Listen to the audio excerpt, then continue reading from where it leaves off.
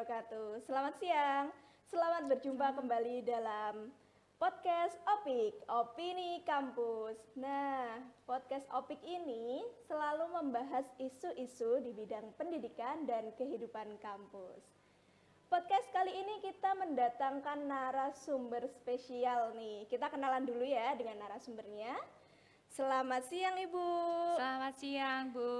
Boleh diperkenalkan dulu dengan Ibu siapa? Baik, perkenalkan nama saya Imadirati Rosanawati. Saya salah satu dosen di Prodi Pendidikan Sejarah Univet Bantara Sukoharjo. Iya. Nah, dengan Bu Made kita hari ini akan membahas tentang segala sesuatu yang berkaitan dengan sejarah nih Bu ya. Iya.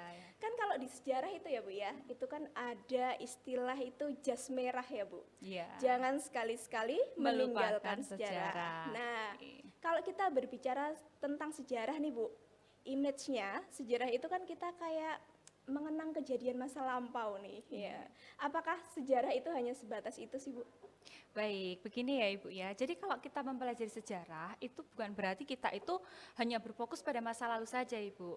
Tapi justru sejarah ini ada 3 dimensi waktu. Jadi kita ada masa lalu, masa kini, sama masa yang akan datang Ibu. Jadi kita itu basicnya dari masa lalu, kita itu bisa mempelajari apa saja yang terjadi pada masa lalu. Dengan demikian bisa membuat kita itu semakin lebih bijak, bisa membuat kita bisa apa sih yang terjadi di masa lalu kita tahu, kita paham. Kemudian dari situlah membuat kita bisa memplanningkan untuk masa depan kita.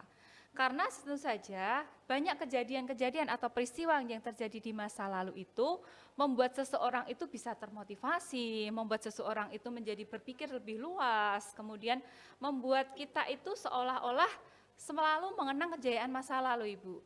Jadi dengan demikian bahwa bangsa yang besar itu adalah bangsa yang tahu, paham tentang sejarah bangsanya. Apa sih yang terjadi dengan Indonesia itu? Setelah Indonesia merdeka itu, nggak cuman merdeka saja, tetapi masih ada harus mempertahankan kemerdekaan. Kenapa? Masih ada bangsa Barat, Belanda yang datang dengan membonceng nikah dan sebagainya. Nah sehingga kalau kita mempelajari sejarah itu ya Ibu ya, kita jadi tahu apa sih rentetan peristiwa yang terjadi di Indonesia ini. Bahkan musuh kita masa lalu itu enggak cuma dari bangsa luar juga, tapi juga ada bangsa kita sendiri yang berkhianat ya Ibu ya. Kita jadi tahu peristiwa DITII, Andi Asis, PKI dan semuanya itu. Sehingga membuat kita semakin mempererat rasa persatuan dan kesatuan. Karena kemerdekaan, kebahagiaan, dan nasionalisme yang kita dapat itu, ini loh jalannya, peristiwanya. Jadi seperti itu Ibu. Jadi nggak cuman kalau kita belajar dari sejarah, bukan berarti kita nggak bisa move on ya Ibu ya teman-teman ya. Tapi juga kita, ada banyak hal yang perlu banget kita bisa flashback, kita aplikasikan ke masa sekarang, dan membuat kita bisa berplanning di masa yang akan datang.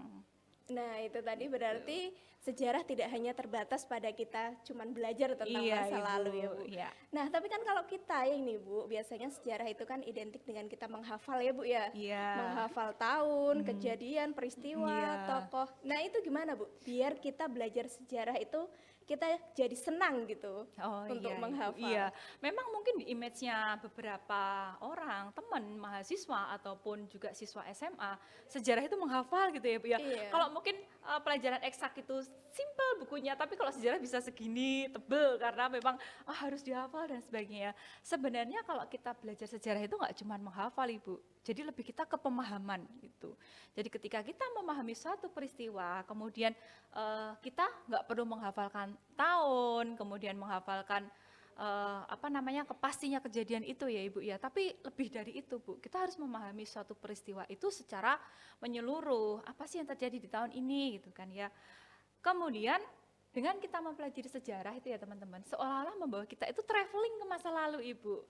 Karena banyak juga peristiwa sejarah itu yang kemudian dikemas dalam suatu buku, novel, cerita, film. Nah itu yang membuat kita sebagai penikmat sejarah, teman-teman juga sebagai para pembaca atau pemirsa gitu ya Ibu ya, membuat kita traveling. Kadang kan kita membaca gitu kisah cinta terlarang ya Ibu ya dari Ken Arok sama Ken Dedes itu kan kita jadi bisa membayangkan kalau segala sesuatu yang melenceng itu pasti ada akibatnya besok gitu ya.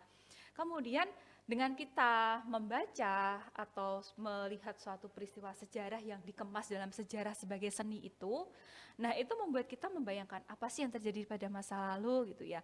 Dan itu juga membuat kita berpikir lebih kritis, Ibu. Jadi satu peristiwa itu bisa berdampak ke beberapa peristiwa yang lainnya. Nah itulah yang membuat para sejarawan, kita penikmat sejarah, kita dosen guru sejarah, dan juga teman-teman, baik itu dari siswa maupun mahasiswa, bisa membuat kita semua itu, oh ini ya ternyata ya, kita bisa membayangkan bagaimana sih cara pembangunan Candi Borobudur yang sebegitu megahnya, besarnya itu. Kita menghafalnya mungkin hafalannya, oh dibuat pada masa dinasti ini gitu ya Bu ya, tahun ini gitu ya. Bahkan lebih dari itu Ibu. Jadi kita melihat, oh kenapa pada zaman dulu bisa dibangun candi yang sebegitu megahnya gitu kan.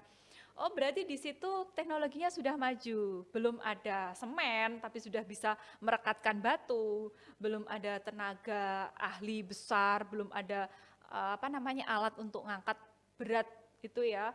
Tapi disitulah kita bisa melihat bagaimana loyalitas seorang rakyat kepada pimpinannya, bagaimana pimpinan bisa merangkul rakyatnya untuk membuat suatu karya yang luar biasa, gitu Ibu. Luar biasa sekali ya, berarti kalau kita belajar sejarah itu ya Bu ya. Iya, Berarti kan ini sejarah ini pasti punya sumbangsih ya Bu ya untuk dunia pendidikan kita. iya Nah itu bisa pasti. dijelaskan nggak Bu?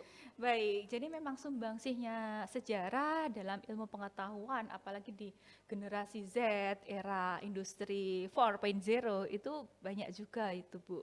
Karena di situ kita selalu ada penelitian-penelitian sejarah itu yang mutakhir. Kemudian kita juga menyelidiki keberbaharuannya. Jadi nggak cuma masa lalunya, tapi kita bisa menarik dari segeneralisasinya Ibu. Jadi suatu peristiwa ditarik generalisasinya, kemudian pastinya akan semakin membuka cakrawala tentang pemahaman kami, tentang apa sih yang terjadi pada peristiwa masa lalu. Dan tentunya dengan kecanggihan teknologi itu lebih dikemas sesuai dengan perkembangan zaman sekarang ini, Ibu. Jadi bisa dibuat karya seni, kemudian dibuat melalui novel atau dibuat melalui film. Banyak juga ya Bu ya sekarang itu film-film Iya sejarah betul. itu ya, sehingga membuat kita semakin oh gambarannya ternyata seperti ini. Nah itu. Dan pastinya keberbaharuan sejarah itu juga semakin menanamkan rasa nasionalisme pada generasi muda. Jadi kalau kita sekarang di era 4.0 ini kan untuk mengakses medsos itu cepat banget ya Ibu ya. Kita bisa cepat apa sih yang terjadi di Rusia sana itu ya. Nah inilah salah satu gunanya sejarah itu untuk menanamkan rasa nasionalisme. Rasa cinta tanah airnya pada generasi muda itu bisa diaplikasikan dalam berbagai hal itu. Seperti kemarin kisahnya itu ya penyebutan batik itu di negara lain, terus Negara lain. kemudian penyebutan reok itu masuk ke negara lain. Itu ternyata secara tidak langsung itu rasa nasionalisme netizen itu kan masuk ke situ ya. Kalau kita melihat kemarin yang iklannya langsung rame-rame diserbu sama netizen Indonesia kan ya Bu Betul. ya. Iya itu Betul salah sekali. satunya juga rasa nasionalisme itu ya Ibu ya yang kita tanamkan pada generasi muda, cinta tanah air, kemudian juga rela berkorban itu Ibu. Iya, kalau kita ini Bu, kita kan pengen kenal juga nih sama Ya, prodi sejarahnya nih. Unifed nih. Kira-kira nih Bu, kalau di prodi sejarah Unifed itu ada nggak sih mata kuliah yang jadi unggulan atau ciri khasnya lah gitu? Oh ya, jadi gini ya teman-teman ya. Jadi di pendidikan sejarah Unifed itu ada mata kuliah pencirinya, yaitu nilai kejuangan Ibu. Jadi ini mungkin yang nggak didapat di semua perguruan tinggi. Jadi di sini apa sih nilai kejuangan? Nah, kita menanamkan pada peserta didik itu dari rentetan peristiwa sejarah di masa lalu itu kita kemas dalam suatu mata kuliah nilai kejuangan. Jadi kita flashback ke masa lalu, kemudian yang membuat corak perjuangan berbeda. Oh, ada masuknya paham-paham baru itu. Jadi nggak cuma berperang secara fisik, tapi juga ini loh kita harus pakai adu argumen juga, itu kan kita sebagai generasi muda yang paham tahu tentang karakter bangsa itu jangan cuman adu jotos gitu ya Ibu ya, tapi lebih ke pendekatan, mediasi. Nah, itu juga sehingga merubah corak perjuangan Indonesia sampai semua segala sesuatu Indonesia merdeka ini. Nah, itu kita kemas, kemudian dari nilai-nilai yang ada itu kita tanamkan, kita bawa ke mahasiswa Ibu. karena di situ ada nasionalisme, cinta tanah air itu ya, kemudian ada patriotisme, kemudian ada rasa kebangsaan, rasa memiliki, dan juga cara rasa-rasa yang lainnya yang bisa membuat mahasiswa itu care banget gitu loh dengan bangsanya, dengan apa yang terjadi di sekitarnya itu. Luar biasa ya, berarti ada mata kuliah ini yang menjadi Iya, unggulannya yang dari menjadi prodi keunggulan sejarah. kami. Nah kalau lulusannya nih Bu, kira-kira lulusan sejarah itu bisa kerjanya di bidang apa aja sih? Oke, ya Ibu. Jadi teman-teman, kalau kita kuliah di pendidikan sejarah, itu ya pastinya jalurnya menjadi guru sejarah ya Ibu ya. Tapi kami juga membekali mahasiswa kami dengan beberapa soft skill yang membuat mahasiswa itu ketika keluar dari pendidikan sejarah nggak cuma jadi guru. Jadi teman-teman bisa menjadi guide, itu guide untuk wisata budaya, wisata sejarah, kemudian juga arsip, kemudian juga bisa bekerja di museum. Jadi kita fleksibel sesuai dengan kebutuhan pasar, kita ada semua di situ. Gitu, Iya, Ibu. berarti tidak usah khawatir ya, berarti Iya. ada banyak sekali lulusan sejarah yang bekerja di berbagai bidang ya Bu ya. Iya, Ibu. Terus ini Bu, kita kalau mau bergabung ke prodi pendidikan sejarah Univet itu bagaimana caranya? Baik, jadi untuk teman-teman yang mau bergabung di Prodi Pendidikan Sejarah, silakan kunjungi ke websitenya Univet Bantara, itu ya, Univet Bantara Official. Kemudian teman-teman juga bisa, kalau mahasiswa sekarang generasi muda itu kan mainnya medsos ya Iya, Ibu ya, betul, Bu. Instagramnya kami juga ada ya teman-teman ya. Silakan kunjungi ke Pendidikan Sejarah, atau juga bisa silakan kunjungi ke langsung ya kalau mau yang daftar itu ke pmb.univetbantara.ac.id itu. Kemudian teman-teman jangan khawatir ya kalau teman-teman mau bergabung di Prodi Pendidikan Sejarah, itu kami ada kerjasama dengan Balai Pelestarian Cagar Budaya Jawa Tengah Ibu.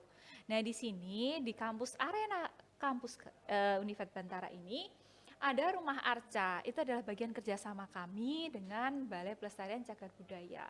Jadi teman-teman bisa bergabung, bisa mengunjungi karena memang dibuka untuk umum Ibu. Jadi tahu apa sih yang ada di sana, itu ada beberapa peninggalan ketika masa Mataram kuno akhir, dan itu yang dihimpun peninggalan-peninggalan yang ada di Sukoharjo, kemudian Surakarta dan sekitarnya itu Ibu. Sangat menarik sekali ya Iya. Bu Made.